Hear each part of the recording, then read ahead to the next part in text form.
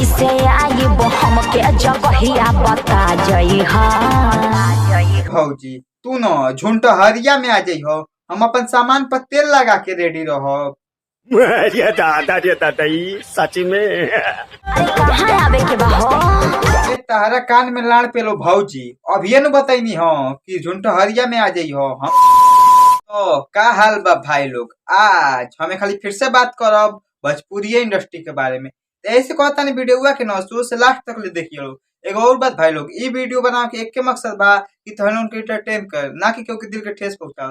Video देख के हंसी लोग और भूल जाइए लोग। तो बिना कोनो तीन पाँच झांट के न स्टार्ट कर जाए के बकचोदी। रहरी के बहरी धरालू हो, कथी करे एने ओने जालू हो।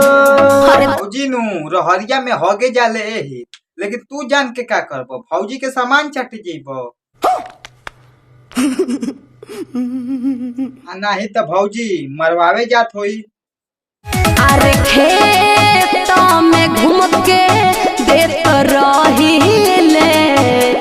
भौजी तो ये खाली हमारो खेत में आ जाइ हो, हमारो खेत न हरिया के बगले में बा, हमू 15 टिप ले लेब।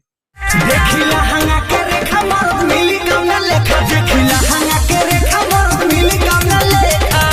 भौजी तो हरा न ऐसा मर्द मिली जौना के हथियार घोड़ा के लाण लेखा रही। क्या बोला तूने?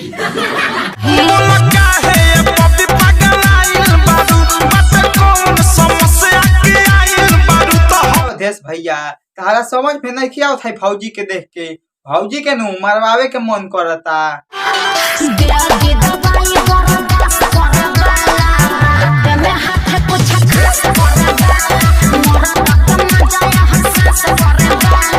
देश भैया हमारा तो यह बुझाता न कि भौजी के दवाई से काम ना चली, भौजी के नु लमका इंजेक्शन देवे के पड़ी।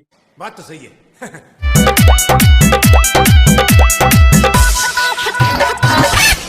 ए मर्दे अवधेश भैया पगला उगला नहीं खिने गयल, मर्दे ई केवन चीज करता रह तू? अरे सारे लोन बो कौधेश भैया नु भौजी के इंजेक्शन लगावता रे। कौन वाला इंजेक्शन रे? हइहे वाला।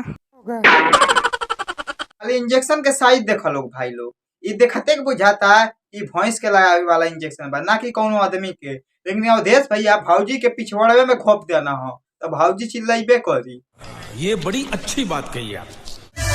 उठा के एमसीबी पिया, बीबी के देखे टीवी पिया।